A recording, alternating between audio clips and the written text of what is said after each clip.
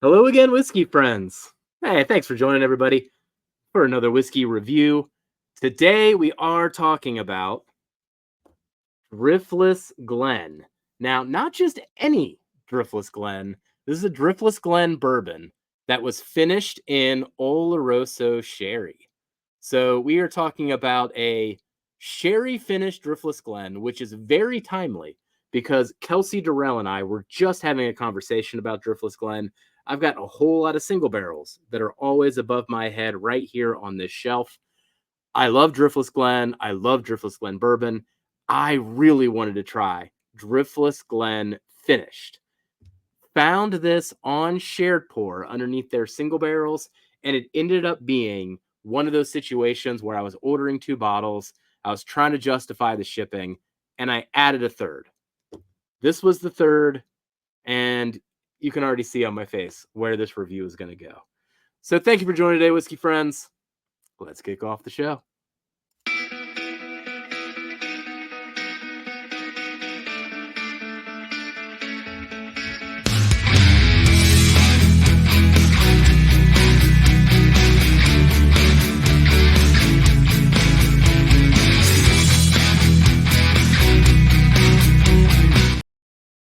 All right, let's get into this thing. Now, if you've been here before, you know how I roll. Usually I do these reviews right after the bottle gets after the shoulder. Kind of hit this one a little bit harder, been sharing this one a little bit harder. This is some good stuff. So let's get into the details here. So we are talking about Driftless Glen bourbon, finished in Oloroso Sherry. Cost of this thing was $69, but it's on shared port. You got to count for the shipping and the taxes and all that too. Thus why I added this one to my cart. 118 proof. Originally, the bourbon was around 5 years, but then it was finished an additional 18 months in Oloroso Sherry, which is an incredibly long time for a finish. But if you know anything about me, if you've been following the channel for a little bit, I don't mind over finished sherry bourbons in particular.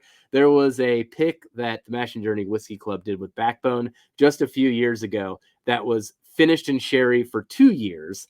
Jason called that one O Sherry. And I get a lot of O Sherry in what we're about to go through. So, yeah, I like it a lot. I'm excited to actually sip on it again as we go through this. Now, I am going to slightly tweak the format here today. If you've been here before, let me know in the comments if you like this tweak. Usually I taste things and then give the thumbs up rating. Instead, I think I'm going to tweak it for a couple different reviews. Instead, give the rating first and then give you the reason why. So if you like that, let me know. One of the reasons I do this is because I kind of forget to tell you the rating and then I just keep going on and on and on. So this is my way of protecting myself. So we're going to go into the nose first, then the palate, then the finish. Now on the nose, I am giving a thumbs up here. Let me tell you why.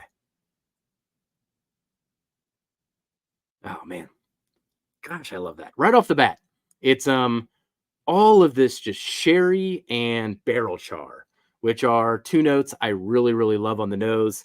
The fruits come all behind that, some raspberry preserves, and really the main imagery that comes into my head, because I always love bringing things down to desserts if I'm getting dessert flavors, but essentially like a dark velvety cake with some chocolate syrup, with that raspberry syrup. It essentially puts in my mind an image of a lava cake, but it's flowing out with like a raspberry preserve, raspberry cream type of thing. So that's what gets triggered in my head when I smell this. But love that sherry, love that barrel char. There's a bit of spice on it too. And that chocolate that I'm talking about too. I think for the most part, I love doing the elaborate desserts, but man, that deep malt comes through that I typically get on Driftless Glen. Despite the 18 months in that sherry barrel, that is still shining through. So thumbs up on the nose. All right, let's go into the palate. Palate on this one, it's a thumbs up too. So let's talk about that.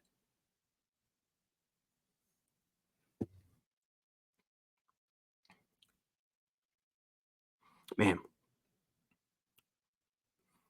Really love just how flavorful this thing is from start to finish. I do think the sherry finish maybe like stops some of the complexity of the bourbon itself. Um, just makes it what it is. It's not something that you're going to pick at for a little bit. Up front, rich, oily. Uh, get a lot of that darkness too on the front of the palate. We're talking about the berries and the chocolate syrups, as I was saying before. So that translates from the nose. But man, there's quite a bit of spice and quite a bit of pepper. And then, gosh, lovely mid palate. Let me go in for another sip here.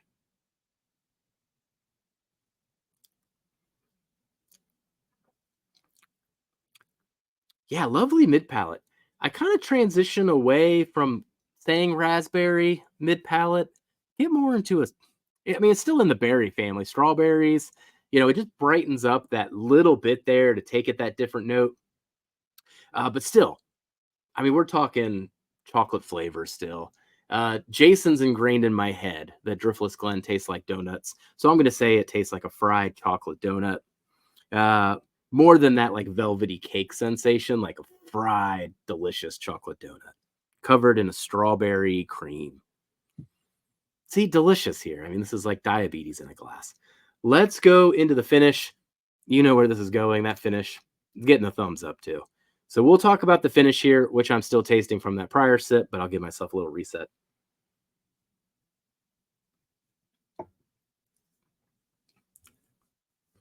Man, I do feel like this is where the sherry and the bourbon play equal influence is when it comes to the finish. I mean, it really was sherry dominated up front and mid palate, but towards the finish, man, that's where I truly get that Driftless Glen shining through and just doing that dance with the sherry. Gets equal billing. Still going to go back to that chocolate lava cake, raspberry cream sauce oozing out of it. Yeah, then a bit of extra spice and barrel char on that finish too. So through and through, giving all these tasting notes, it really is consistent from front to the end. From the nose, you get what you expect. The only thing that like kept it from getting like two thumbs up here and there is maybe like a little bit of like added complexity, or the flavors never really take me over the top. So when it comes to the final metrics, then I know I summarize everything as thumbs up here just for summary purposes, but we really fill out a whole lot of metrics behind the scenes on every single review.